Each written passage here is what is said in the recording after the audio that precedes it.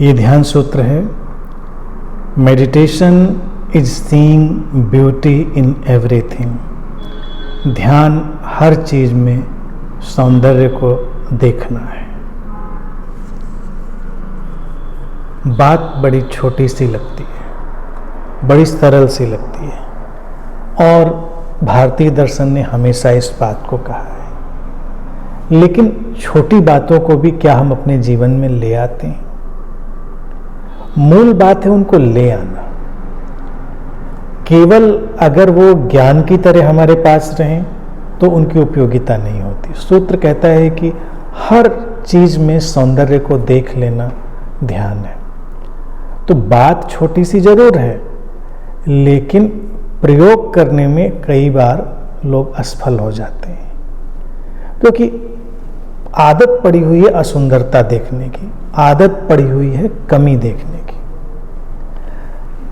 क्या ऐसा होता है कभी कि कोई व्यक्ति मिले, उसमें कई कमियां हों और अच्छाइयां हों, तो हम कमियों को नजरअंदाज करके अच्छाइयों को देखें? ऐसा कम होता है। होता तो अक्सर यही है कि हम उसकी अच्छाइयों को नजरअंदाज करके कमियों को देखते हैं। बल्कि सबसे मजेदार बात तो ये होती है, अगर व्यक्ति के अंदर 95 अच्छाइयां हों और 5 कमियां हो, तो हम 5 कमियों को ही देखते हैं, 95 अच्छाइयों को नहीं देखते। अच्छाइयां और कमियां ये जीवन का हिस्सा है। परिपूर्ण कोई व्यक्ति नहीं होता। परिपूर्ण निसर्ग है, प्रकृति है, लेकिन प्रकृति में भी हमारे बंटवारे हैं। हम सौंदर्य की अपनी मान्यता को देखना चाहते हैं, और अपनी मान्यता को देखने के कारण ही हम सुंदरता को नहीं देख पाते।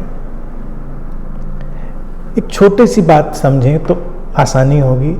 कभी जैसे किसी नए प्राकृतिक जगह पर जाएं, चाहे वो पहाड़ हो, जंगल हो, या कोई ऐसी और जगह हो, तो अचानक एक बड़ी सौंदर्य की हलचल सी हमारे भीतर उठती है। हमको सब बहुत अच्छा लगता है अचानक, और ऐसा लगता है हम ऊपर उठ गए।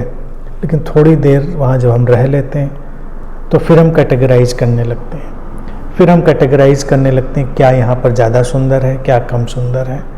और फिर वो जो ऊंचाई हमारे अंदर आई होती है सौंदर्य की, वो धीरे धीरे धीमी पड़ जाती, मंद पड़ जाती, और वो जो रोमांच आया होता है वो भी कम पड़ जाता है। तो कई बार जब हम कुछ दिन रह लेते हैं तो हमको ये समझ में नहीं आता कि जो हमको अनुभव पहले हो रहा था सुंदरता का, रोमांच का, ऊपर उठ जाने का, वो अब क्यों नहीं हो रहा?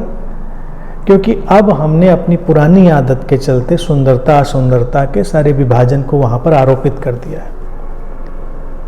उस आरोपण के कारण हम एक द्वंद्व में घिर गए हैं। तो अब हमारे लिए सेलेक्टिव हो गया है। देखने की दृष्टि है, देखने की दृष्टि हो तो सुंदरता को हर कहीं हर सब कुछ में देखा जा सकता है, और ये हमको ही ज्यादा सुकून देने वाली बात है।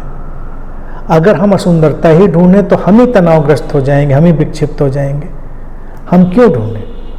अगर हमको फोटोग्राफी का शौक हो या हमको पेंटिंग का शौक हो, तब हमको हैरानी होगी कि हम वहीं पर कैसे कैसे सुंदर सुंदर चीज़ें ढूंढ लेते हैं।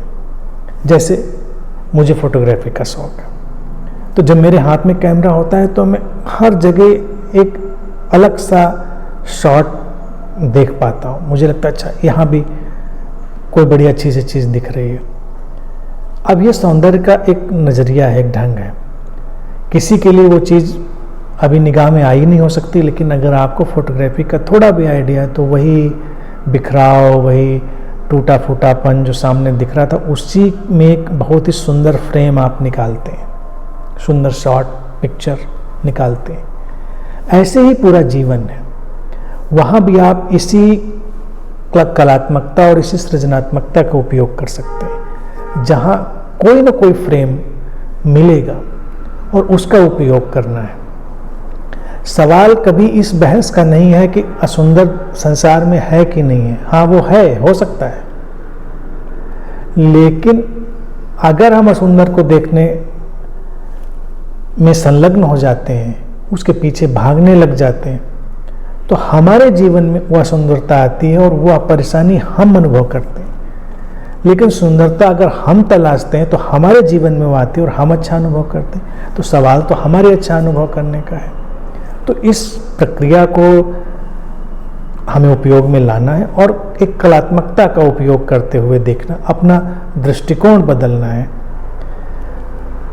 फिर क्या होता है कि जो आपके काम का नहीं है वो पीछे छूट जाता है, लेकिन आप उस पर असुंदरता का टैग लगाकर, असुंदरता की परिभाषा में ढालकर आप उसे नहीं छोड़ते। आपके काम का नहीं, आप आगे बढ़ जाते हैं। मान लीजिए आप फूलों को ही देखने जाते हैं, लेकिन कभी कांटों को देखिए, क्या उनका सौंदर्य कम होता है? उनका भी सौंदर्य है। हर चीज का सौंदर्य है। सौंदर्य एक अंतर्दृष्टि है और ये अंतर्दृष्टि ही देखा जाए जीवंत होने की निशानी है। व्यक्ति जितना सौंदर्य को देखने में सक्षम हो जाता है उतना ही वो जीवंत भी हो जाता है। तो कुल मिलाकर क्या है कि एक जीवन शैली विकसित करें, बेवजह की निंदा में ना पड़ें, बेवजह की आलोचना में ना पड़ें, प्रसन्नता से जीने का काम करें। प्रसन्न होने के लिए कोई बड़ा कारण नहीं चाहिए, हर बात में प्रसन्न हो सकते हैं, अकारण प्रसन्न हो सकते हैं। तो प्रसन्नता को अपने जीवन में जगह दें। जितनी प्रसन्नता को जगह देंगे उतना ही सुंदरता को देख पाएंगे। सुंदरता फिर हमारी अपनी अनुभूति और दृष्टि में होगी, किसी बाहरी पैमाने में नहीं होगी कि क्या सुंदर है क्या असुंदर है। तो इस तरह से हम अपने जीवन में उन अच्छे पहलुओं को लेकर आ पाएंगे। सूत्र कहता है कि ध्यान तो यही है कि आप हर जगह सुंदरता की खोज कर लेते हैं, हर चीज में सुंदरता को देख लेते हैं। ये अयथार्थ बात नहीं कह रहा है सूत्र। लोग कहें कि हमें जबरदस्ती देखना है, जबरदस्ती नहीं देखना है। ये एक तरीका है, एक तरीका है अपनी दृष्टि को निर्मल बनाने का, अपनी दृष्टि को मुक्त करने का। जब हमारी दृष्टि मुक्त होती है, निर्मल होती है, तो हमको हर तरफ सौंदर्य, सौंदर्य का अर्थ है एक सहज स्वीकार में उपस्थित हो गई घटना। जब आप किसी चीज को इनकार करते हैं तो इनकार में कोई प्रतिक्रिया है, पूर्वाग्रह है, कोई घृणा है, कोई ईर्ष्या है या कोई अहंकार है।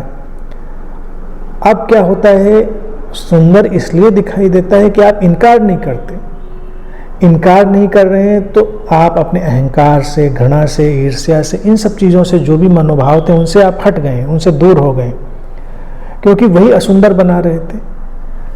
आप ईर्ष्या से भर जाएं, अभी दूसरा व्यक्ति कुरूप लगने लगेगा। प्रेम से भर जाएं, व्यक्ति सुंदर लगने लगता है।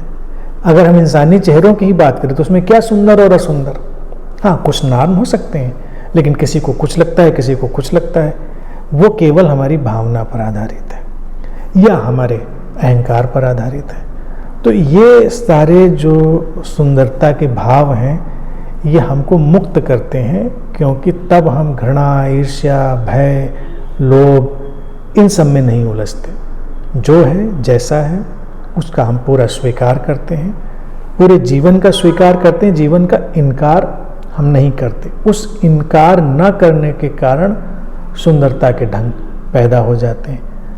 मनुष्य की तो विक्षिप्तता ये है, पशु पक्षियों को देखिए, हर पशु पक्षी अपने आप में कितने विचित्र ढंग से सुंदर है, अद्वितीय ढंग से। लेकिन हम जब पैमाना बनाते हैं तो हमको कुछ सुंदर लगता है, कुछ असुंदर लगता है, क्योंकि हम देखना ही नहीं चाहते। हम देखते हैं तो हमको हर तरफ फिर वो चीज़ दिखने लगती है।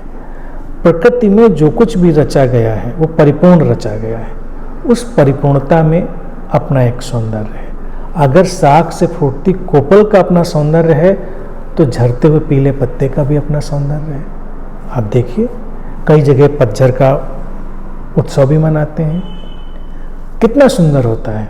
कभी उसको हमने देखा नहीं।